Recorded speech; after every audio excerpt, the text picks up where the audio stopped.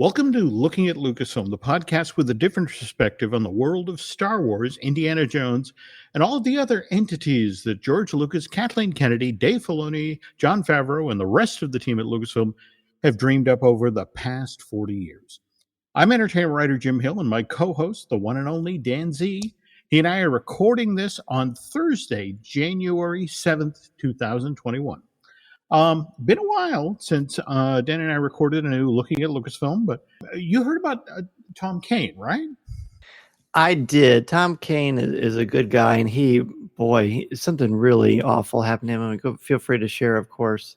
Well, this news comes from Dan's daughter, Sam, who actually used Twitter to reveal that her dad had suffered a debilitating stroke back in December that severely impacted his speech centers in his brain. And mind you, Sam has said her dad has already begun speech, occupational, and physical therapy in Kansas City and is already making improvements. Here's hoping that Mr. Kane makes a complete recovery. But I guess we should explain for those who don't know Mr. Kane. I mean, look, if you're a fan of the Powerpuff Girls, he's Professor Utonium. If you're a Kim Possible fan, he's Lord Monkey Fist. But Dan, why don't you tell them about who he is in the Star Wars universe? Well, I mean, he's the announcer that introduces all the Clone Wars episodes, but much more importantly, he is the voice of Yoda. He is the voice of Yoda, and of course, Frank Oz started it and created it, but he's done it for the Clone Wars.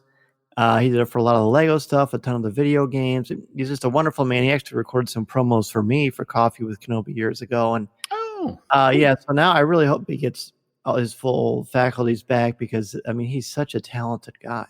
Yeah, and again, it just what Dan said. He's hoping a complete recovery. But now on the show, let's transition from those who are unjustly injured to those with self-inflicted wounds. And Dan, that this is a personal message to the executives at Disney who control the purse strings at Lucasfilm. It's like, guys, do yourself a favor, pay Alan Dean Foster.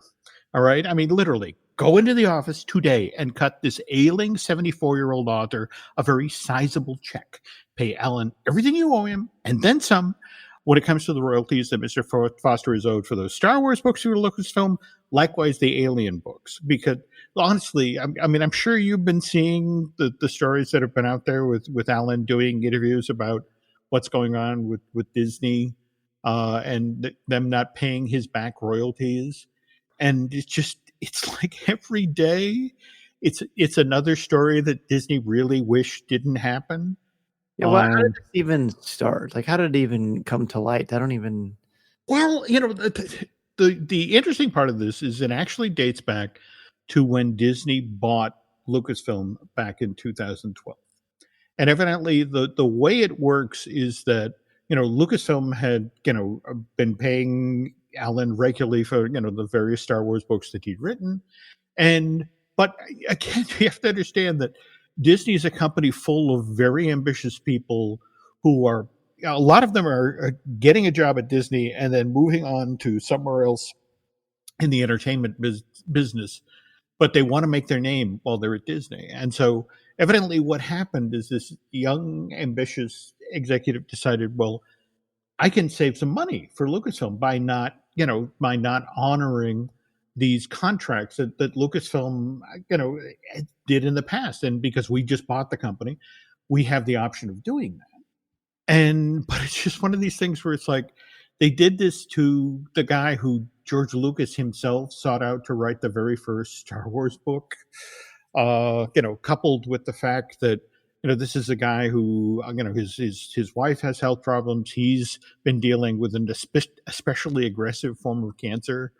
And more to the point, he has a lot of information about the history of Star Wars. For example, just last week, he was talking about how there was, in the novelization for The Force Awakens, he uses the screenplays to write the novelizations. And in this early version of the screenplay, there were very obvious hints that Finn and Rey were going to have a romance later in this trilogy. And so he set up those elements because they were literally, suggested in the screenplay, and executives at Disney then asked him to cut that stuff out of the novelization. And it's like, oh, guys, Did they ever come out as to why?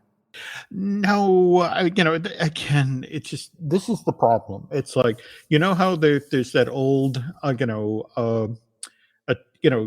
thing about an attorney that never ask a question that you don't already know the answer to. Mhm. This is the thing that whoever it is at Disney who thinks I'm saving the company money between the mountains of bad press that Disney is dealing with now because they haven't paid this guy. And the every time somebody goes to interview him, yet another embarrassing Lucasfilm story comes out. So it's like, you know, and again, and the thing is, he's also a wordsmith. So as a storyteller, he gives a great interview.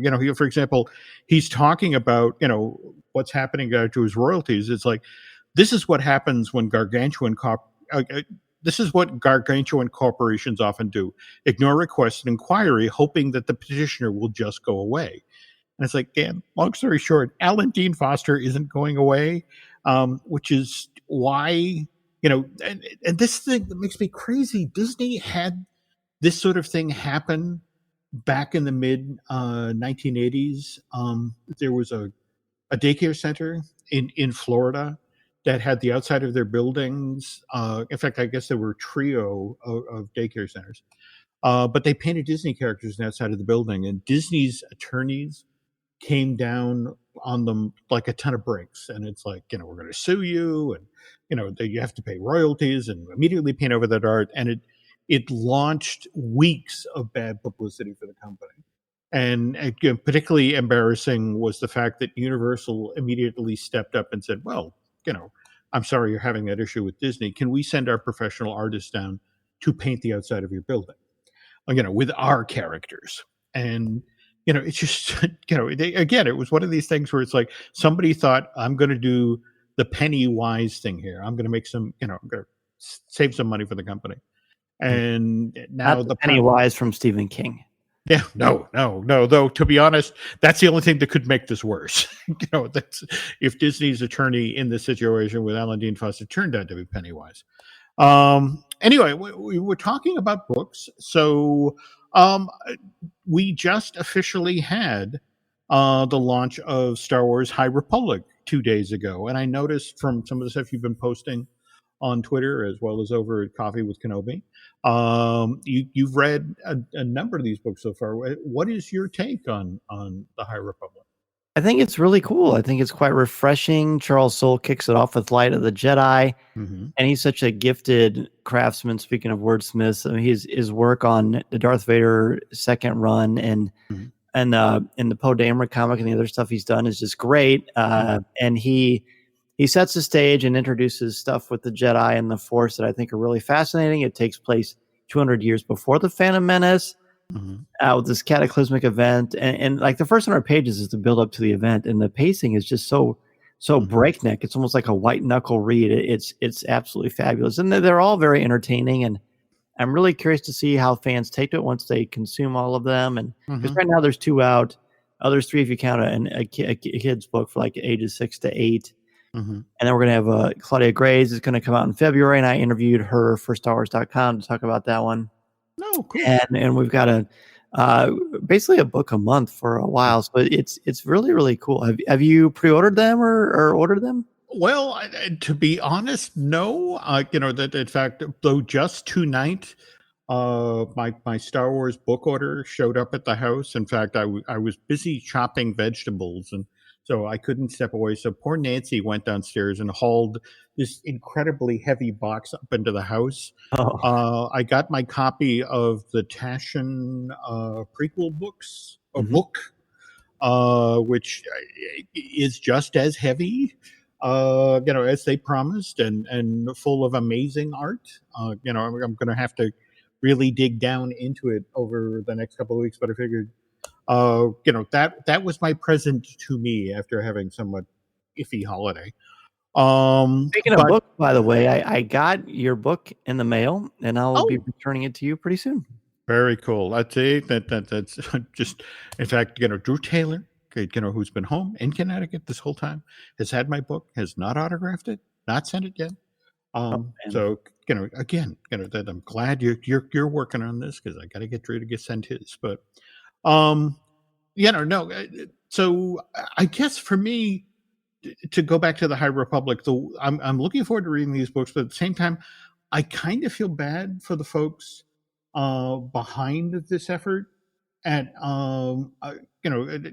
at Star Wars, because again, remember, the initial plan this was all going to launch earlier this year, and then in May there was the decision made, because of the pandemic and because of the number of bookstores that were closed, and comic book stores and that sort of thing, that they pushed the launch back to now. And just given how the media has lost its mind over the season 2 finale of The Mandalorian, I just feel like it's like, it would have been nice to have a nice, clear channel for this stuff to launch in, as opposed to kind of being in the shadow of, everybody talking about what happened on, the rescue. And speaking of which, Dan, what did we think? I thought it was absolutely phenomenal. I would say it's reasonable to say that The Mandalorian is as good or better than some of the Star Wars movies. Mm-hmm. The last 20 minutes or 15 minutes was completely surprising to me and absolutely thrilling. I clapped, I cheered, I had tears in my eyes. The moment I shared with Mason watching Luke appear and then seeing Mark Hamill's name in the credits was just spectacular. I haven't been that surprised watching something in I don't know how long. It was really, really glorious storytelling. Okay. Well, I have to tell this story, because I on that Friday morning, the 18th, I again, the problem is Nancy teaches her water aerobics class, so we're getting up at 5:30. We're heading out the door at 7. I'm sitting in the parking lot, waiting to go in to begin the class, and I look, and Dan's already tweeted out at this point, if you haven't seen this episode, get off of social media. Don't don't get this accidentally spoiled. And so, and I'm good. That I shut off my phone, and I go in and take the class, and we have some grocery shopping and that sort of thing. So we get home, and it's like, okay, I'm going to clear the decks. Dan said this is an amazing episode. I want to be ready, and I just I can't help myself. I open Twitter, and this is the thing, and here's Mark Hamill's tweet, and but it just said, "Hey, seen anything good on television lately?" And it was like, "Ow!" And I just knew from that tweet that it's like, oh man, So, but it was slightly spoiled, not completely spoiled. And to be honest, there's a part of me that's been genuinely enjoying how gracious Mark has been since this episode aired, and and with people like Ming-Na Wen chiming in about what a thrill it was to be there in the set with him. And but yeah, I from the Mando's battle with Moff Gideon, or the Dark Trooper, and then and then Luke's entrance. I mean, it was great television. It was great fun.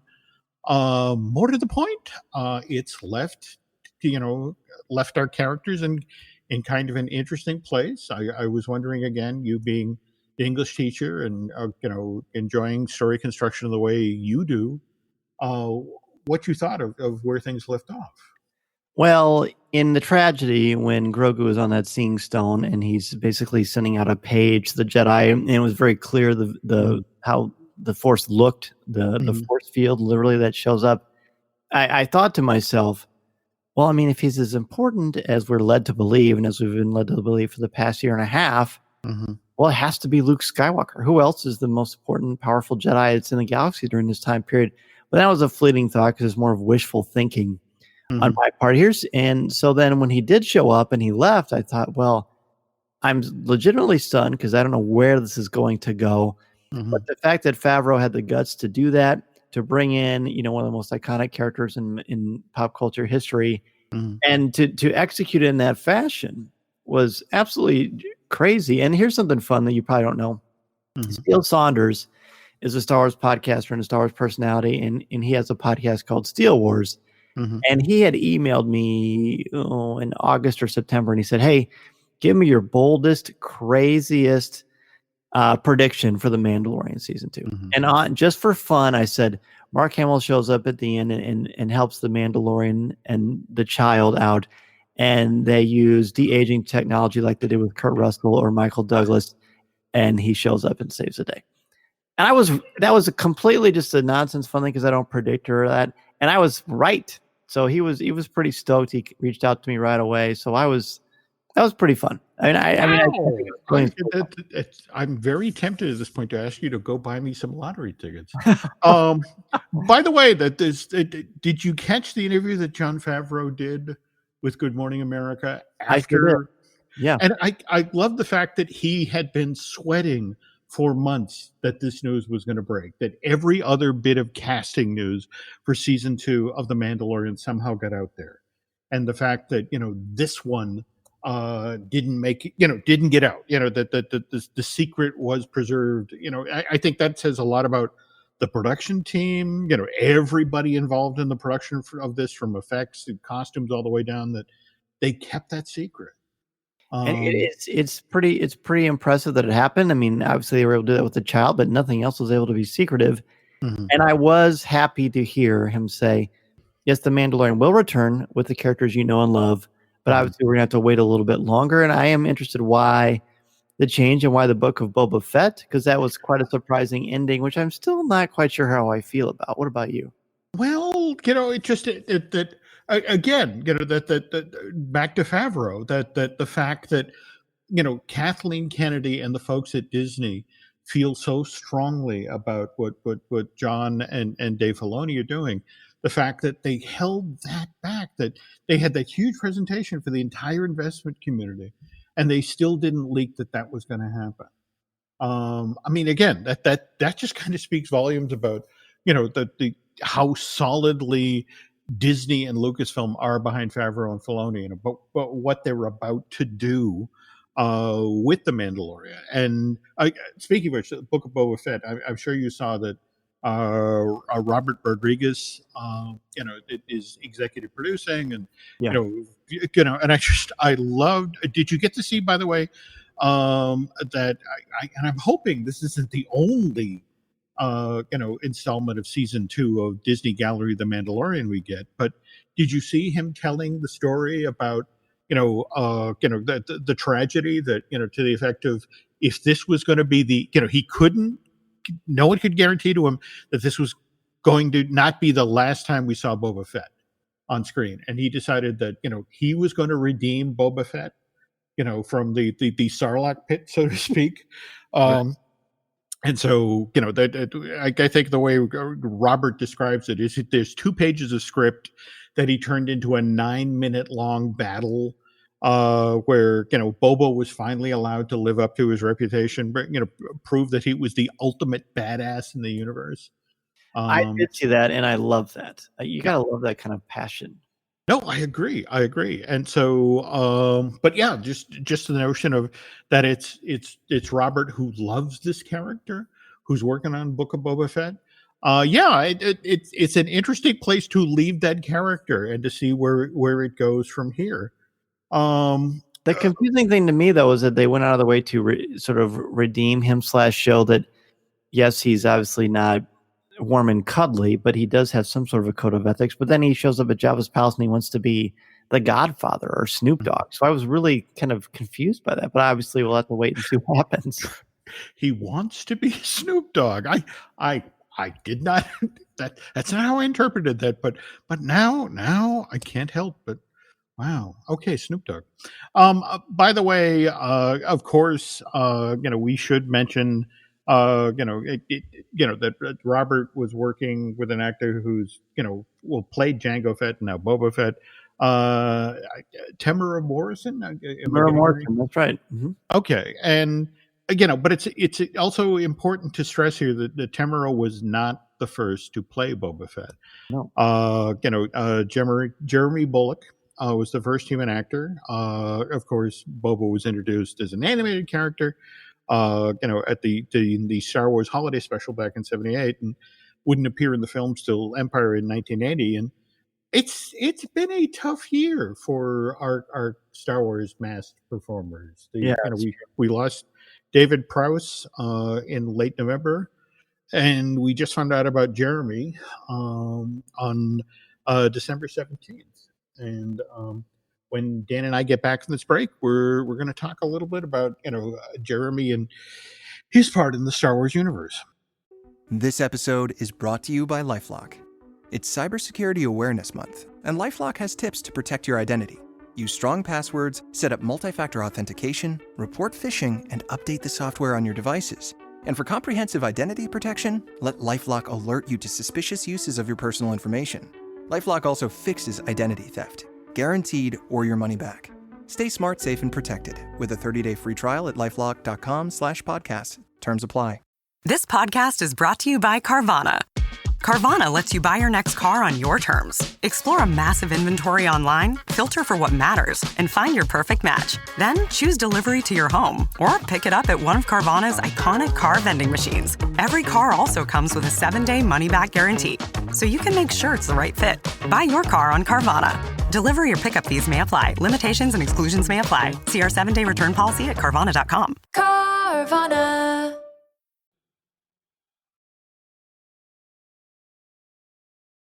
And we're back. But before we get to talking about Jeremy, though, I did want to talk about the news that broke today in regard to the Kevin Feige Star Wars film. I hadn't heard about it for a while, so I just kind of thought it fell by the wayside, but I guess not. No, but again, this is what genuinely intrigues me about this moment in Star Wars. I mean, correct me if I'm wrong. On Investors Day, there was one project mentioned. Is it an animated series that's being built around the High Republic? It's not animated. It's the what is that? It's the one that the woman who did Russian Dolls. Oh yes, that's right. Okay, so that I'm just kind of intrigued by that clearly that is one of the aspects of this new cross media event, the publishing and what's going on with comics, and that they are going to march, take us into this world with the TV or the limited series that the woman who did Russian Doll is going to do. But at the same time, the notion that if you honestly look at what Favreau and Feige are doing, and the way they walked out Rangers of the New Republic and Ahsoka, and now the Book of Boba Fett, that we're getting that Iron Man, Incredible Hulk, Thor, Captain America, the First Avenger thing going on. We're establishing characters that we can then bring in for this crossover event. And I guess for me, the notion that the guy who invented, the crossover event, Feige is now getting serious about his own, Star Wars movie, and more to the point, the guy he hired to write this thing, Mike Waldron. Did you see his other credits? I saw they did Loki, right? The upcoming Loki series. Yep. But he also has written Doctor Strange in the Multiverse of Madness, which is kind of the supposedly going to be the ultimate crossover thing for Marvel fans. But the interesting thing is he's written for the Adult Swim show. I want to say Dark and Marty, and that's not it. Those are the characters that inspired it. But yeah, that evidently these guys.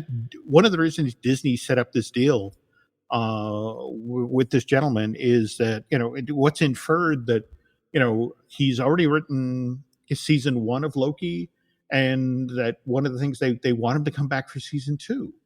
And it's the notion of we haven't even seen the show, and Disney and the folks at Disney Plus are so confident in it that it's like, oh, we're already mapping out season 2. So, and we want this guy back. So, Oh, so yeah, but again, it just sort of, I cannot wait to watch, given what Dave and John are already setting up with the sort of crossover event. It's like, I can't wait to see what the guy who basically invented the crossover event is going to do with a Star Wars movie, especially one that's written by this guy.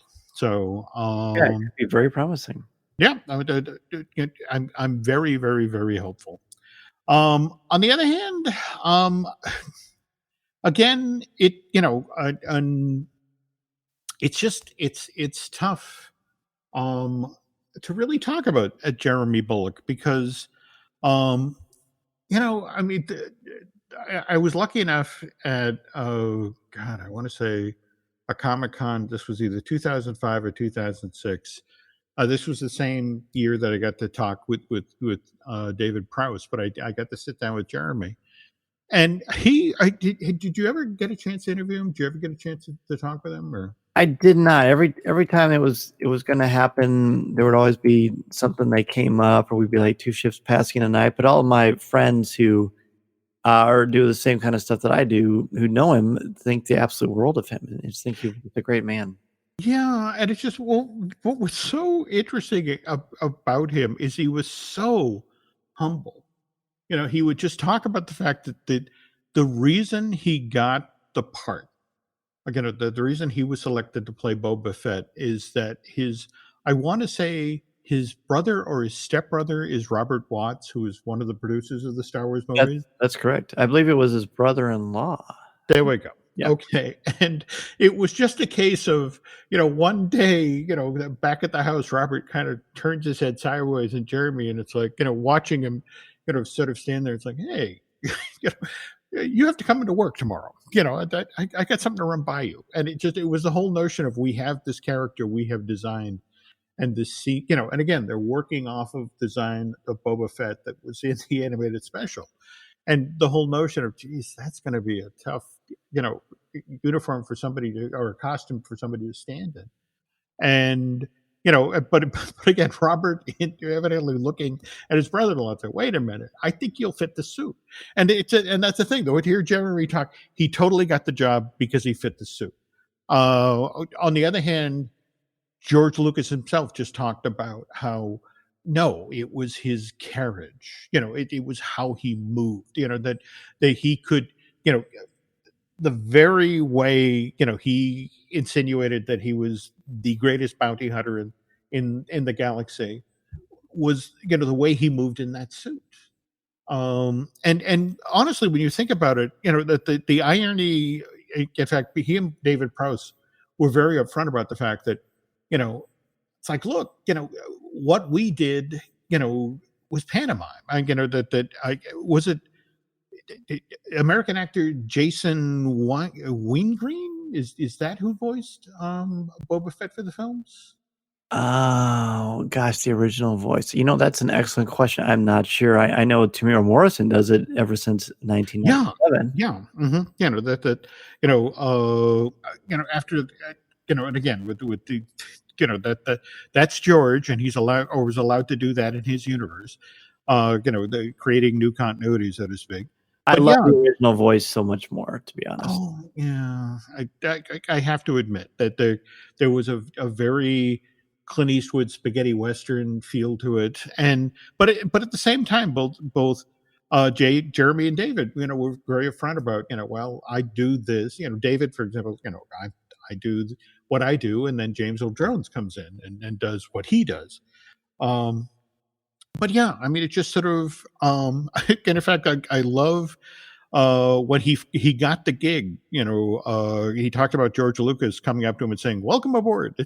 It's not a very big role, but I think you'll have some fun. And he did, and made the Empire and Return of the Jedi, and then spent years and years on the the fan circuit, so to speak, and was just incredibly gracious. Had In fact, I watched him dealing with fans because, again, that was the interesting thing of seeing him at Comic-Con. We were in, do you know that, I think they call it the sale room, the giant space between the two exhibit halls? Oh yeah, yeah. Okay, and it was literally me, David, and Jeremy seated at one of the tables there. And what was interesting is you'd see hundreds of people pass through that space because they're going back and forth between various presentations. But it was like 1 out of 100 folks as they walked by the table would then stop like deer in the headlights because they recognize these two guys, and to Wow. watch them come over, just meekly, because here's the greatest villain in Star Wars history, and here's the greatest bounty hunter in the galaxy, and they were both so sweet with people, you know. I don't know. I just it was such a Gentlemen, treat. good guys. Yeah, good guys, and but also it's important to stress here that Jeremy wasn't a one-trick pony. He appeared on Doctor Who. You can also see him in 3 James Bond movies: The Spy Who Loved Me, For Your Eyes Only, and Octopussy. And in fact, what was kind of cool, in the last 2, he played Q's assistant Smithers, which I have to wonder, is that where the Simpsons got it? Smithers. Interesting. Yeah. But anyway, he wrote an autobiography, Flying Solo. And there's also a wonderful documentary I highly recommend you chase down, called Elstree 1976. It's a documentary about Star Wars actors, and here's the thing that Jeremy, there with actors, sometimes folks stay a little too long in the spotlight, and Jeremy, starting in about 2015, 2016, started having issues with Parkinson's. And in the end, he felt that he took himself out. He took himself off the circuit because he wanted people to remember, Boba Fett as the badass he was, in the movies. But he had his lovely wife Maureen. They met in 1967, got married 3 years later, and had 2 sons. And he was very proud. In fact, that I can remember him talking about all 10 of his grandchildren. So, and again, just this is the thing. So many of us just know these guys from that moment they're up on screen, and it's so nice when somebody like that not only is a part of your favorite film, but also it's just a good person, and I guess you don't say that a lot about a lot of bounty hunters. So anyway, so all right, Dan. This, for those of you who've been paying attention, this is Dan and Maya's last episode together at Looking at Lucasfilm. Dan is, you're an incredibly busy guy these days. In fact, you were just talking about your most recent story you're writing for StarWars.com, and you did that wonderful educational series earlier this year. That continued, right? No, that stopped once basically school started opening up again. Mm-hmm. It was a blast to do. And you're always so supportive. I appreciate that. No. Glad to do it.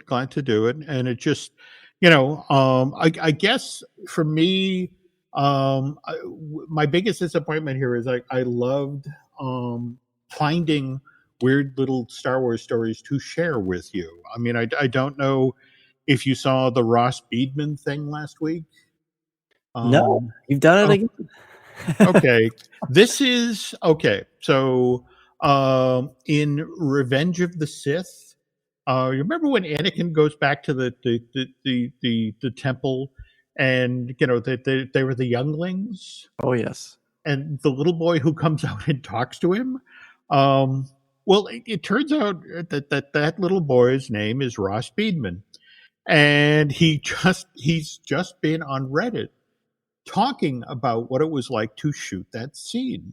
And somebody asked him about that moment, which is so affecting in the film, where he's Master Anakin, what are we going to do? And you hear the lightsaber come on, and he flinches, and and then you cut away, and so they were asking, how did you flinch? That what prompted you to flinch? And he was saying, well, to be honest, Hayden said boo.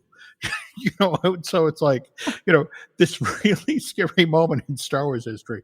And it's Hayden Christensen goofing with the kid, just sort of George told him what to do. And that's the other thing. He talked about, we're a bunch of little kids in a room that's surrounded by green screen. And, to be honest, the only reason he got out of the kids who were there that day, who got chosen to do this, was because he was the one who could remember the line. It's sort of like, okay, you can say, you remember the line, you get to do this. And even then, it took 4 takes to get him to say the line properly.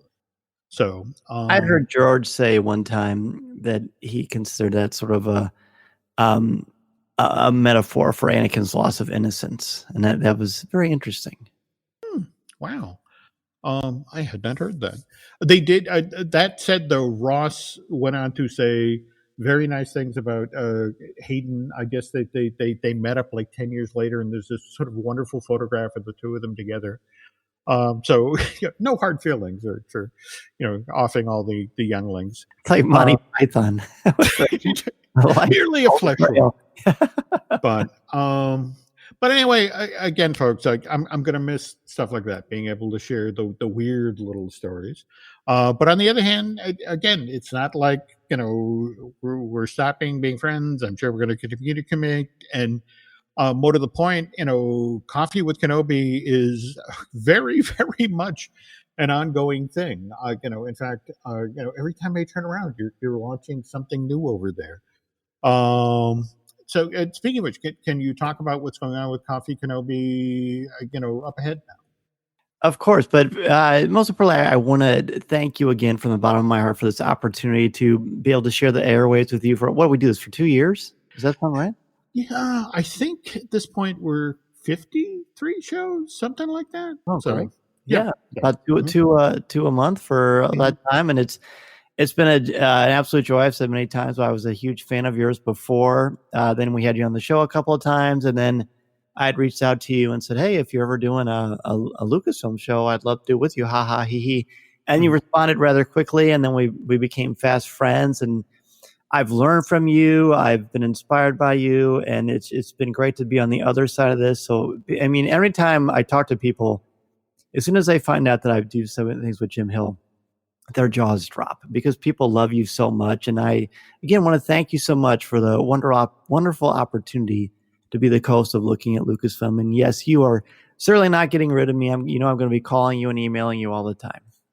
Well, at the very least, I'm going to be reaching out with this Taschen book, seeing, again, that's, I think the one thing I regret, I've got a giant, huge, thick book full of stories. And it's like the one guy, I'm going to read something, I would love to tell Dan on our show, but we're not going to do a show. Well, just have to come on Coffee with Kenobi, I guess. We'll break down the book. Okay, there we go. So, all right. He's not rid of me yet, folks. Okay. So anyway, you were about to talk about what's going on at Coffee with Kenobi these days. Yeah, we, of course, every Monday night at 8 o'clock p.m. Central Standard Time, we do Facebook Live. And we have a great audience for that. It's a very loyal group of people that are just become like family in many ways. But there's a lot of people who listen to Coffee with Kenobi's regular podcast that don't hear the Facebook Live. So I thought, you know what? Everybody's busy. It's hard to kind of commit to that sort of a thing. So in addition to releasing the live shows afterwards, of course, they stay on Facebook, but I put them on our YouTube channel and our Instagram. But then I've been releasing the audio of it exclusively because they are a podcast still. Mm-hmm. So we get basically two Coffee with Kenobis a week, and my hope is that we'll draw more attention to the Facebook Live audience because it's very much interactive, and you get to talk a lot with me, ask me Star Wars questions, and we do our top 5s every week, which you're a part of the show for, so that's fun. Mm-hmm. Of course, Coffee with Kenobi continues each and every week. We're going to do a lot of coverage of the High Republic. We've got some great interviews coming. You were just mentioning that. Any idea when your most recent interview will drop? Or Well, the Claudia Gray one was on Stars.com. That came out, I think, a day or two before Christmas. Mhm. And then I've got a couple of surprise ones that are going to be on the podcast in the near future. And then, of course, you can find Coffee with Kenobi all over social media. And we do have a Patreon page where we have an exclusive weekly show, CWK Pour Over, hosted by myself, Tom Gross, and Corey Clever. We look at all kinds of popular culture topics and try to give people an escape and a respite and put a smile on their faces as well. Sounds like a particularly noble mission, especially given what's going on in the world lately. Well, again, if you're not listening to all of that stuff, or more to the point, after you listen to all that stuff, if you're hungry for more, we do have some other podcasts here at the Jim Hill Media Podcast Network. We got Disney Dish with Len Testa, just recorded a brand new episode of that today. We got Marvel Us Disney, the Marvel Entertainment podcast that I do with Aaron Adams, the talented gentleman who edits a lot of the podcast for us here. Let's see, we of course have our mutual buddy Drew Taylor, who will be winging his way back to LA tomorrow after spending a month in Connecticut. And hopefully he and I will get to put a new fine tuning together sometime in the next couple of days. Are you telling me this is the last time I get to zing Drew Taylor on looking at Lucasfilm? Well, we can record a few and drop them in later if you want. I mean, like Stanley cameos. Yeah, there we go. There we go. Oh, I love this idea. Let's see. Just did a brand new I Want That with Shelley Valladolid. And she was just reaching out.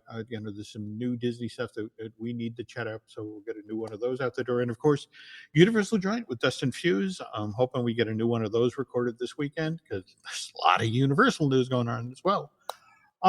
Let's see, folks, as we close out here, if you could do Dan and myself a favor, if you could head over to Apple Podcasts and rate and review not only Coffee with Kenobi, but the podcast you're listening to right now, looking at Lucasfilm. By the way, because again, that gets us extra ears and eyeballs. By the way, if you really, really, really like what you heard here tonight, if you want to, head over to Bandcamp and subscribe. That's what makes it possible to God help me, this Taschen book. It started at $200, Dan. I missed my window to buy it for $149, but they got down as low as 171, and then I forget who gave me an Amazon card or two for Christmas. So it's like, all right, I'm gonna get it. And I'm hoping it's worth the investment. I'm hoping it has all sorts of stories that I can't help myself. I'll reach out and share with you, but for now, again, folks, thanks for listening, and thanks again for Dan for these past 2 years of shows, and sharing your knowledge of the Star Wars universe. And all I can say, folks, is you like what you heard here, be sure to head over to Coffee with Kenobi and check out what Dan's up to. And we'll be back soon with a solo version of looking at Lucasfilm. So I guess I got to go out and get a lot of Han Solo stories. So, but anyway, thanks again, Dan. Enjoyed working with you. Best of luck in the future. And right. Well, hey, thank you again, and thank you so much, everybody, for the years of support and reaching out in your tweets and your emails. It is very much appreciated. And as Jim graciously said, I'm not going away. You can find me on Coffee with Kenobi every single week, and Jim will be very much a regular on the show as well. All right. Take care, folks. Have a good night.